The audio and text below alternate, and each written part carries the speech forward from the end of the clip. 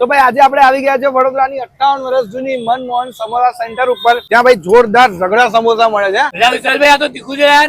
પાંડા આપું ઉભો રે, પાણી આપું ઉભો રે, મૂકે ડીશ. દોડ દોડ દોડ ફટાફટ દોડ. તીખું લાગ્યું, જલ્દી કરો. પીવડાવો, પાણી પીવડાવો.